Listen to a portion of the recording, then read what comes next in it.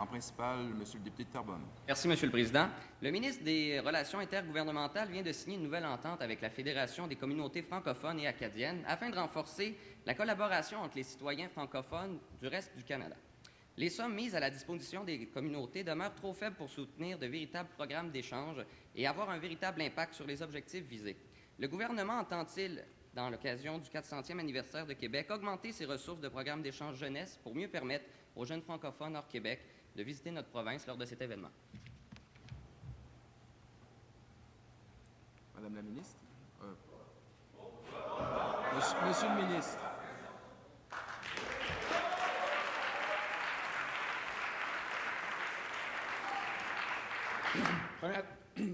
Excusez-moi à voix, déjà cette première journée. Premièrement, permettez-moi de répondre aux députés de la Porte. Écoutez, c'est moi qui s'occupe du déséquilibre fiscal, merci. Deuxièmement, quant à la question de la francophonie, oui, on fait beaucoup de choses par rapport au 400e de Québec. Vous allez voir plusieurs mesures, en tout cas, par rapport à la francophonie, plusieurs mesures sont inscrites au budget qui va être dévoilé sous peu. Alors, je vous conseille de le lire. Merci.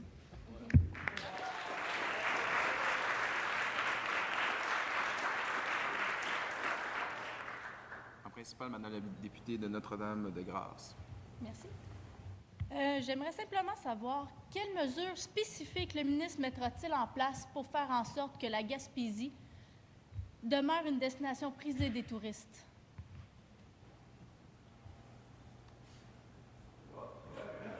Madame la ministre. Monsieur le Président.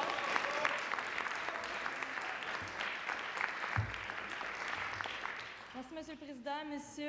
Madame la députée d'en face, le ministre du Tourisme, en fait, on a pris diverses mesures au niveau de l'aide financière au projet au niveau du développement, justement, du tourisme dans les régions, puis concernant la promotion de ceux-ci, fait qu'on va continuer ce plan-là qui est dans notre politique touristique, justement, qu'on a établi en 2005. Merci beaucoup. Et voilà. Bravo.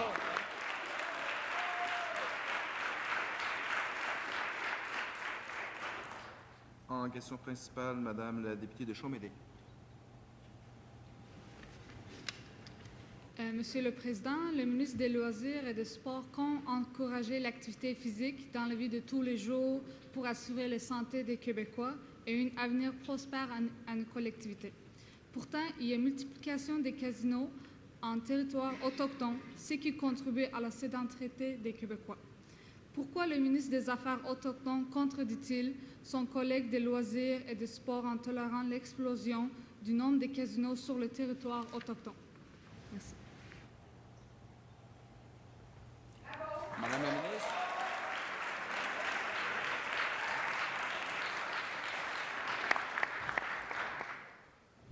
Monsieur le Président, Madame la députée de l'opposition, bien entendu, moi et le ministre des Loisirs ne nous contredisons pas sur la question des casinos. Actuellement, je ne pourrais dire qu'il y a explosion de casinos en territoire autochtone. En fait, plusieurs mesures concrètes ont été prises pour évaluer la situation là-bas. Dernièrement, on a mis une table de concertation justement en matière de questions socio-économiques concernant les 11 nations autochtones. Donc, nous sommes justement en discussion là-dessus et c'est des questions auxquelles nous voulons régler et nous nous assurons de respecter les revendications des Autochtones qui commencent justement à se rendre compte de la situation là-bas, justement grâce à nos tables de concertation. Je vous remercie.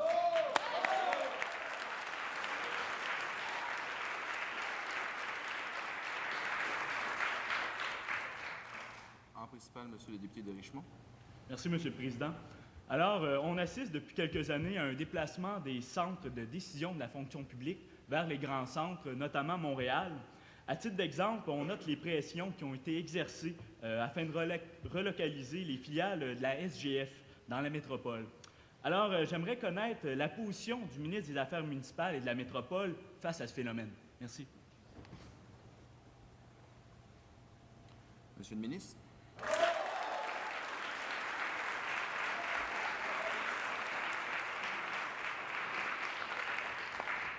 Monsieur le Président, je tiens d'abord à souligner au chef de l'opposition qu'en tant que ministre des Affaires municipales, j'ai une très grande affection pour la Ville de Québec, à qui je souhaite d'ailleurs un très bon 47e anniversaire.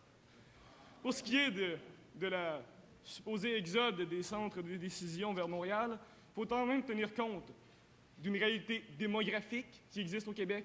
Montréal est la plus grande ville du Québec et c'est normal que des centres de décision y soient nombreux. Par contre, nous assurons dans le gouvernement des Bleus qu'aucune région ne soit laissée à elle-même et des centres seront placés dans chaque région pour assurer que les services soient rendus partout au Québec. Merci.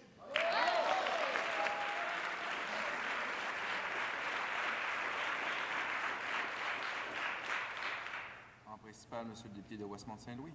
Merci, Monsieur le Président. Le président du gouvernement a rendu public en mai 2006 la meilleure politique internationale du Québec depuis la mise en place du ministère dédié aux relations internationales il y a de ça plus de 40 ans. C'est pas moi qui le dis, Monsieur le Président, ce sont les journaux de l'époque.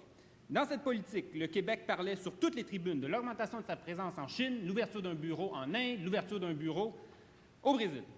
Et pourtant, la majorité des travailleurs de ces bureaux sont recrutés sur place. Pourquoi la ministre des Relations internationales trouve-t-elle que ces pays sont des régions tellement peu importantes qu'il ne vaut même pas la peine d'y mettre en place des représentants québécois qui pourraient nous aider à créer des liens plus soutenus, plus solides avec ces pays? Madame la ministre.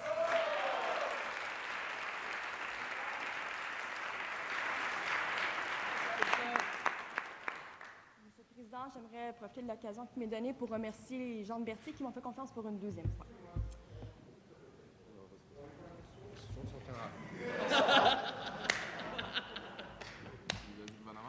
Monsieur le Président, encore une fois, la réponse à la question n'est pas motif justifiable pour un appel au règlement. Je demanderai à l'opposition de faire preuve de prudence, s'il vous plaît.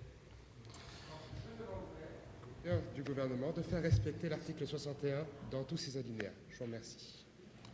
Effectivement, quand une question vous est posée, vous devez répondre au contenu de la question. Allez-y, Madame la ministre. C'est ce que j'allais faire, Monsieur le Président.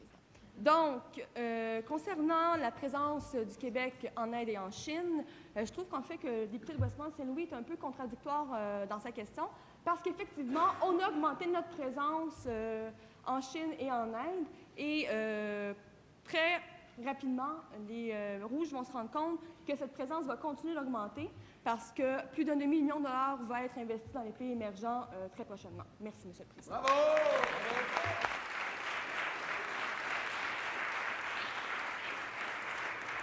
Complémentaire, Monsieur le député.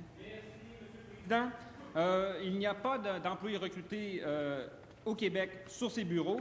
Et ceci dit, la ministre entend-elle se rendre elle-même dans ces trois pays pour constater de visu ce qui passe dans ses propres bureaux plutôt que de passer la majorité de son temps dans l'autre nation?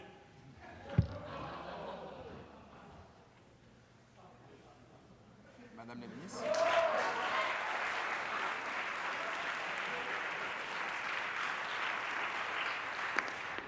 Merci, Monsieur le Président. Tout d'abord, j'y suis déjà allée quelques reprises d'ores et déjà. Deuxièmement, je pense que c'est important d'avoir des gens qui viennent de ces régions-là dans nos bureaux, dans ces pays-là, en Inde et en Chine, parce qu'ils connaissent la culture. Et j'aimerais rappeler aux députés de Westmount-Saint-Louis que nous avons des spécialistes du Québec, des cultures indiennes et chinoises qui siègent déjà dans ces délégations-là. Merci, Monsieur le Président.